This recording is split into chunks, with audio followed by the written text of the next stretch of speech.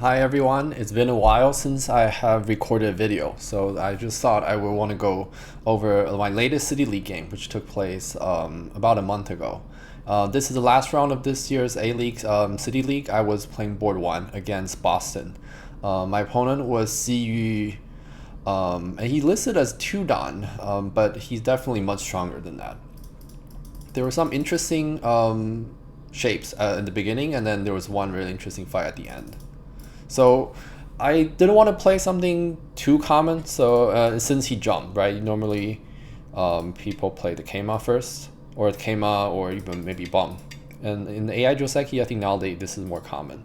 Here, I'm sure many people have seen the Peep and Keima. But there's actually another way, a very old move, let's say 2015. Around like 2014, 2015, this direct 3 was very common. And actually it's about even. So this is perfectly playable. If you want to avoid the common AI Joseki, you can definitely play this way. In this game, this worked out beautifully because Black didn't know how to respond to this. And if you don't know, I'll just quickly say the most common simple response, just descend. White will connect, Black can connect, and then White will play away. Let's say here. There are a few options, but you get the idea. So basically, White gets a Sente life in the corner. Black is pretty strong, and White gets to play a move on the side. So White's efficiency is fairly high, but Black has the benefit of having a strong corner, a very strong shape, which Black will have to need to use this thickness later. The other option is Hane here, and notice at the Hane position, White's corner White can Tenuki now. So when Black connects here, locally it's still a Ko, which means this is a Ko. So White can Tenuki for now, and this will be something left for later. It's a very interesting sequence of events. Like White cannot make this exchange first, for example, because then this is a dead shape. Yeah, there are some kind of funny blunders related to this shape back in the days. So here, Black didn't play the Joseki move. I think by now, a lot of people are forgetting how to play this, especially because many, let's say 5, 6 on came of age, mostly post-AI, and they don't really remember the pre-AI Joseki that are still considered even and playable. Or maybe if you're 6 on now, but back then you're only 1K, then maybe you don't really learn the more advanced Joseki. Yeah, so my opening strategy definitely worked. And then White gained a slight advantage here. My extension here was probably the first big mistake. So that gave away a lot of my advantage. But the AI suggestion here is very telling. So I was reading that I cannot kill Black in this variation because of this cutting weakness. So for example, if in a shape like this, it's kind of hard for me to do anything. It's really complicated. Let's see, capture, a lot of Atari. But if Black can get this turn, let's see, I already read a variation similar to this. Oh yeah, so Black messed up somehow already.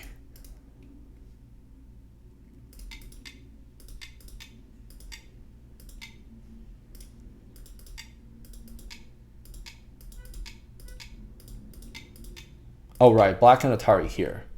So it's kind of risky for White because yeah, this group is not alive and there's just a hanging Ko. However, the funny thing is, even though Black captured these 2 stones, Black didn't really gain anything, and White profited in the top. And it's interesting that even capturing 2 stones, here, this is still even a fake eye. So if I could think more flexibly, which I definitely learned from this shape, this is actually a very successful sacrifice for White, even though I didn't successfully kill Black. In my mind, I was thinking if I want to play this Hane, which usually is bad shape because you give this Senta Atari to your opponent, then if you can't kill the bottom, it's probably usually not worth it. So I thought I'll just play the shape movement extend and not play so aggressively. But actually, that's an opportunity for me. to go into a sacrifice variation. And notice I can't extend again because then this is alive. But black also didn't quite play correctly.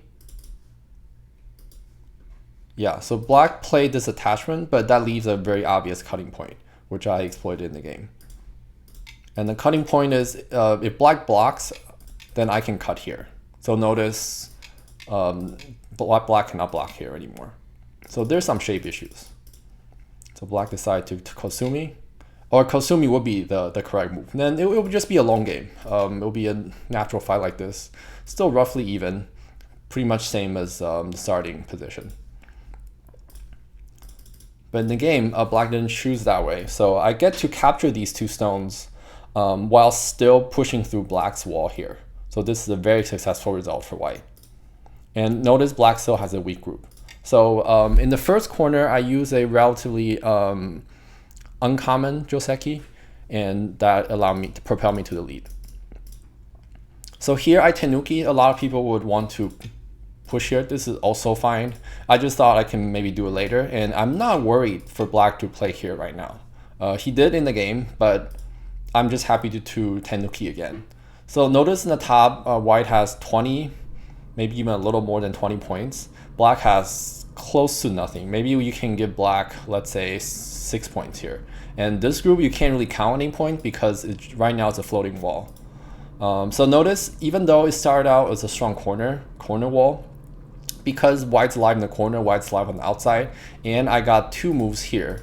Or yeah, two moves, two extension on the side. Now the wall is really being attacked.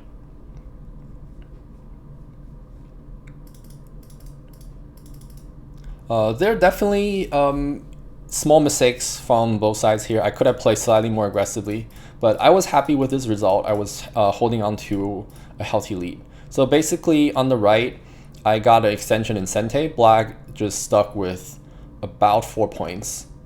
And in the center, I have a strong wall here. So this group will really greatly reduce whatever potential black has on the left and towards the center. And in fact, if I can later connect the center wall to the right side, then even it's almost looking like white has more potential than black in the center. And of course, there's okay, let's see, erase, yeah, there's a lot of forcing move that white can play here. Maybe black wouldn't connect, but in any case, white center is fairly strong. So here is one of the branching points in the game. Right now, black's only hope is on the left side. I think black's probably aware that he's behind. So black played a more aggressive move with this jump. Normally, probably just came out as a little more stable. If you have seen more pro games, I think this is more common just because it fits a balance of high on the moves on the fourth line and low moves on the third line. And also, the jump is definitely uncommon when white has such a strong presence in the center. It will be a different thing if, let's say, this whole side is black's sphere of influence, but we really don't have that. So this is definitely black taking more risk. Here I just divide invade because I thought if I can take away this little territory, then I'm way ahead in points, and I don't really have weak groups, so I'll be very comfortable. But there's actually a different way for white to approach. And in my NAOL review, I always say, if you don't need to invade, maybe you don't have to, maybe you shouldn't. So white is actually okay just by playing moves like this. It's really not a big deal. Even though if black gets this whole thing, white just needs to make a good amount, a healthy amount in the bottom. So it's very hard for black to simultaneously get, let's say, this type of territory and also destroy this. And if you look at it carefully, in this type of variation, white is getting about as much as black. And because white came in with a territory lead from the earlier Joseki games, this result is a very safe way for white to play. So you see white is actually up 17 points in this variation. It may not necessarily be the optimal move, but conceptually, if your lead is already in that neighborhood of, like, let's say a double reverse Komi, then it's probably very wise to play safely. I had some time to do this positional judgment, but I guess in the end I decided to invade, which almost threw me the game. My issue is I didn't consider how that there will always be some Aji. So once he descended, I kind of panicked, and I played here. But then that left my corner in danger. So there's, if I had blocked here, black can Hane. I know, like, conceptually that this group is not dead yet, but the Aji, I'm already taking on risk because locally I can't really find two eyes. And I can probably do something related to this type of shape, or if I play here, the Aji here is still really bad, for example. And the AI will concur that I should have played this way, but I just don't want to do something crazy here and then lose everything. So I fix this, but then black jump. And a few moves later, the corner is in fact dead. And this is really a moment that I stopped and paused and thought, wow, like, did I really throw this game? I was doing so well, but I decided to invade the left side, which wasn't even that big to begin with. And now all of a sudden, my 8-point corner turned into black's almost 30 points. This is a dead shape locally. I can't really do much. But, you know, at this point, it's really important to pause and consider, look at the whole board again, because what has happened already happened. So now I just need to do damage control. So at this, when black jump, I kind of knew the corner probably would die. So is everything from here you need to interpret as white doing damage control. So here I just want to make sure the top has extra liberties. Technically, I think it's better to white to play here, and then this leaves a potential to there's a ko here for later. So that's a little better in terms of liberties. But the basic idea is I sacrifice a corner. Well, it's kind of against my will, but it has happened, so I have to make the best use of it.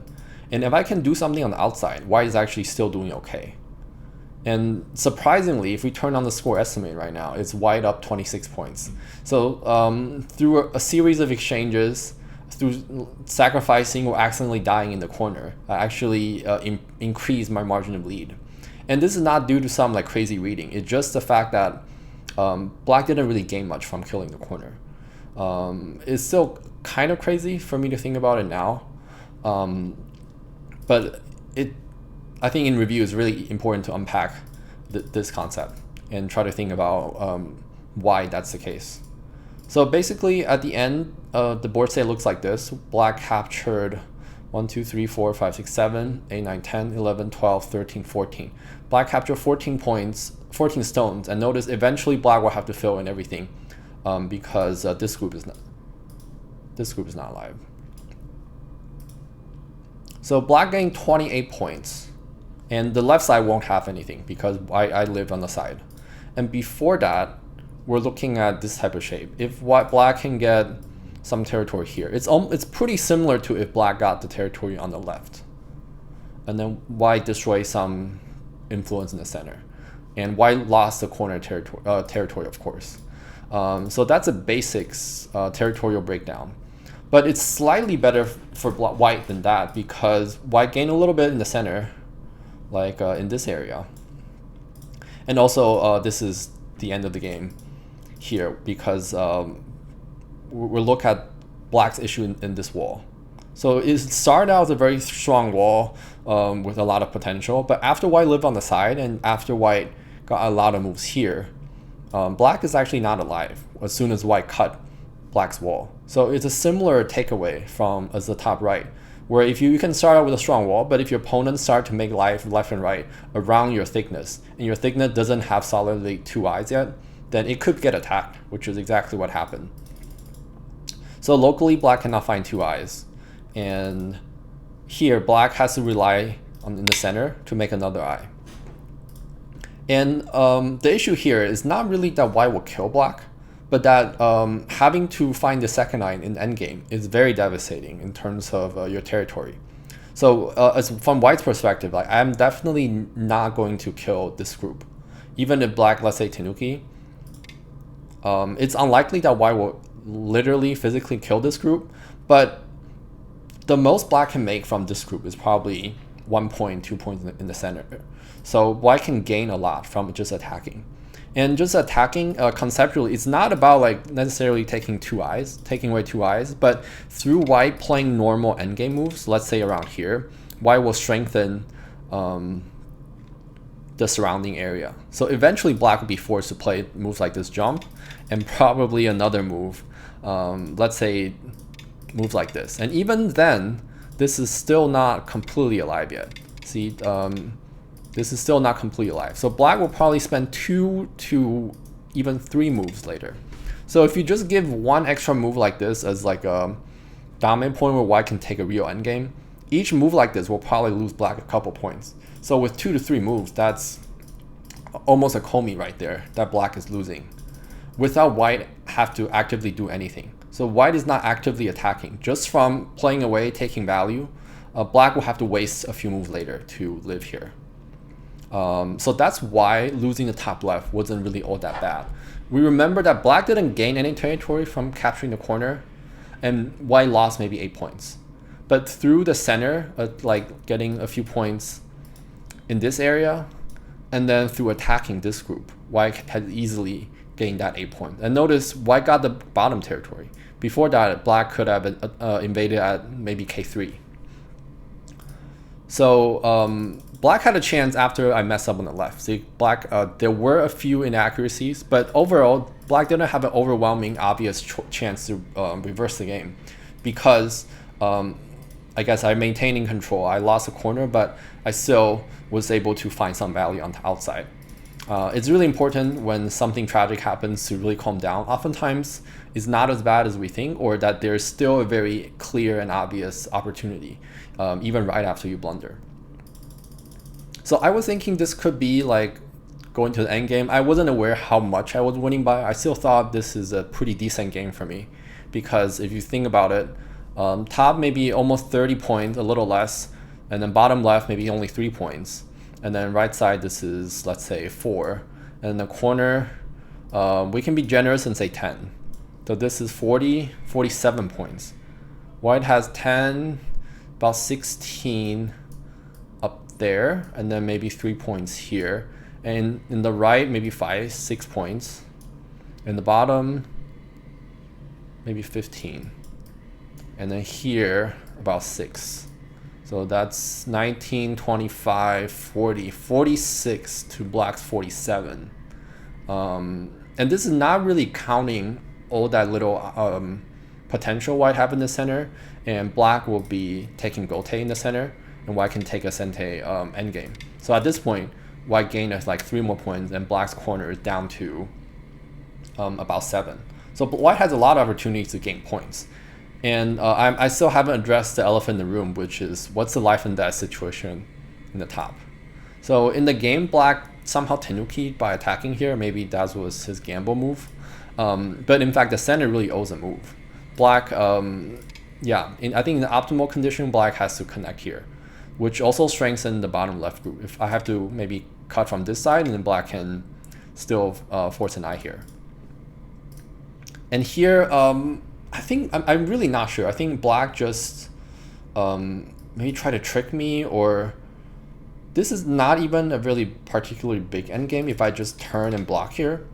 I just thought maybe black lost control a little bit and wasn't patient enough. And once I push here, black has a very severe liberty shortage.